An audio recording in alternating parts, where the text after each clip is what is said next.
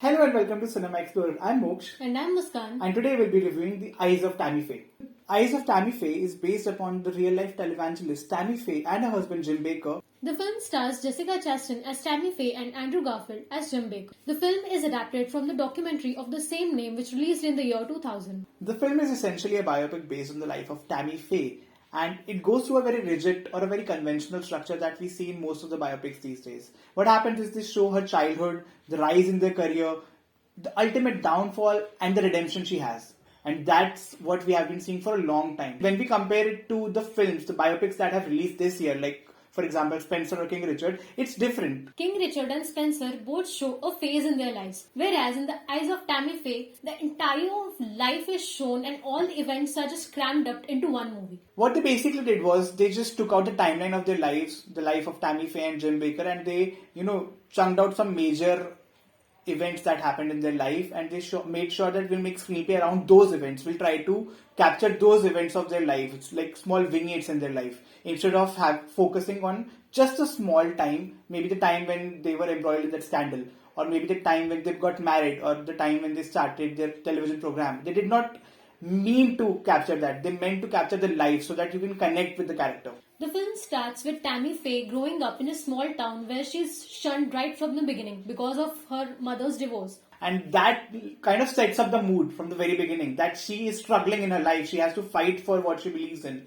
And the thing she believes in is that she wants to love everyone. That is the thing throughout the film. She just wants to show her love to people. The highlight of the film is the performances of the brilliant leads, and especially Jessica Chastain, who is completely unrecognizable in the film. What you see on screen is Tammy Faye. Under all that makeup, you can't see Jessica Chastain. You see a human. You see the human that Jessica Chastain wants to portray. She gives all of herself to that performance. She cries, she sings, she laughs, she enjoys. She makes you, just fall in love with her. She has shown entire range of her emotions, her acting. She has given her entirety to the film.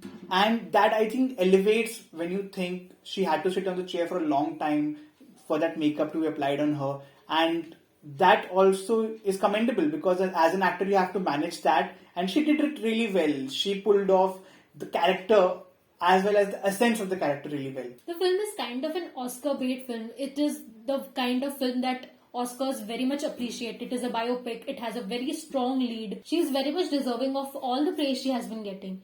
She has captured the essence of Tammy Faye and she has expressed it so beautifully. Even the giggle she does in entire film, which also becomes a little irritating at times, but nonetheless, she has captured the essence of the actual character. Even though the giggle was irritating, actually a lot irritating, but she still doesn't miss a beat when it comes to portraying the character.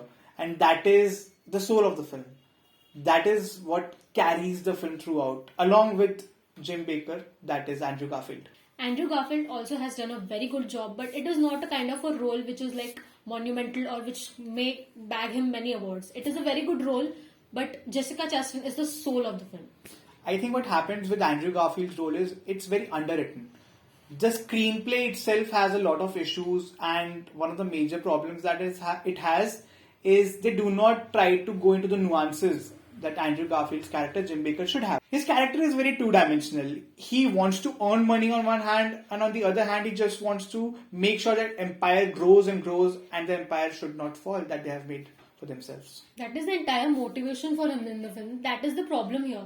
We never dive deep into the characters, the internalization. We never see actually what they are feeling. It is all external. The film lacks a certain depth. The film itself touches on a lot of aspects. It tries to show the marriage, it tries to show the career, it also tries to show the relationship between Tammy Faye and her mother.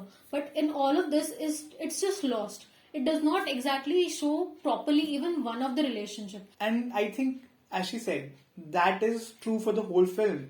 Even the scandal, their rise, anything, any kind of detail that they show it from a surface level. They do not try to make sure that we should invest more time in a particular detail so that the audience can get to know the characters even better.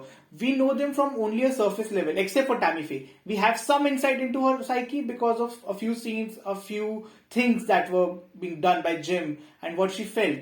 There are many points in the film where I actually wanted to see much more of the relationship. For example, there was a point when she was having a second baby, and that was a very major point in the film because it was a major conflict.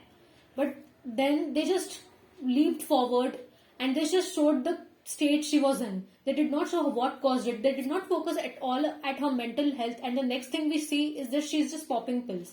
We do not even know what actually causes the marriage problem apart from the fact that he is never home, he is not paying enough attention to her, and he is just not the husband that she wants. We actually saw the entire film just through the perspective of Tammy Faye. And I think that is their way of showing their hardships, that how much pain she is going through. And that in a way forces us to feel very deeply for the character of Tammy Faye. In entire film, we are just feeling too much sympathy for the characters, even though if we look at them, they are not very good characters. They are frauds. They are corrupt people who have cheated the genuine feelings of the people for selfish reasons. That is exactly what I believe the film wants you to look at. They want you to feel for the character, even though they are bad, even though they are corrupt. But keeping aside all these cons or all the things that pull down the film, there are a few things, apart from Jessica Chastain's performance, which elevate the film. The first thing that comes to my mind is it's fun, it's engaging.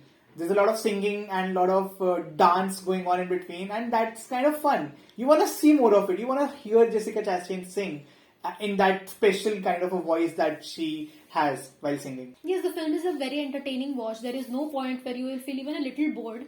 It keeps you hooked throughout the duration of the film, and that works very well because even the pacing of the film is very great. Talking about Oscars, the major categories in which the film deserves a chance is firstly the performance of Jessica Chastain. She has outshined everyone in the film and she has given a very phenomenal performance overall. When we see who won the Oscar for Best Actress in a leading role last year, it was Frances McDormand for her turn in Nomadland, which was a very internalized performance, which was very subtle. And this year's subtle performance is that of Kristen Stewart in Spencer. So according to that, if we see, I think she's the frontrunner.